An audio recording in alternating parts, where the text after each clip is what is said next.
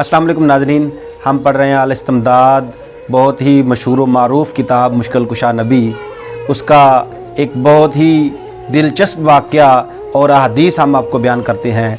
हज़रत सैयदना उतबा बिन फ़रक़द सलमा रज़ी अल्लाह तआला अन्हु का वाक़या है कि उनकी 4 बीवियाँ थीं और वो क्या करती थीं, आपस में शौकन थीं, तो वो महंगी से महंगी खुशबू लगाकर अपने खामंद के सामने पेश होती थी।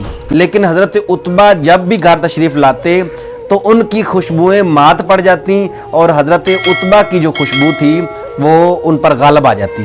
वो हैरान थी कि ऐसा क्या मामला था। आखिर एक दिन सब इकट्ठी होने के बाद वो जाके पेश होती हैं और कहती हैं कि ए उतबा, आप तो कभी खुशबू भी नहीं लगाते और आपके जिस्म में क्या लगा हुआ है कि आपकी जिस्म से इतनी अच्छी खुशबू आती है।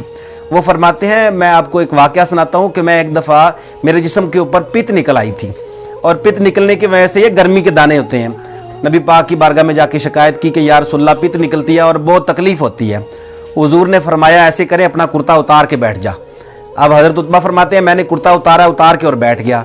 मैं क्या देखता हूँ कि हुजूर ने अपने हाथ मुबारक दोनों मेरे जिस्म पर लगा दिए और उसके बाद से आज तक मेरे जिस्म से ऐसी खुशबू आती है कि मैं बाज़ार से जाता हूँ तो लोग आपस में बातें करना शुरू कर देते हैं कि उतबा के जिस्म से यार बड़ी खुशबू आती है, पता नहीं ये कैसे कहाँ से आती है।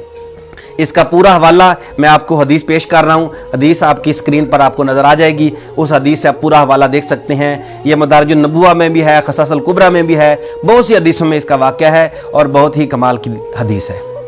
आप हमारे चैनल को सब्सक्राइब ज़रूर कर लें और साथ बेल आइकन के बटन को भी दबा लें ताकि हर आने वाली वीडियो आप तक बआसानी पहुँच सके।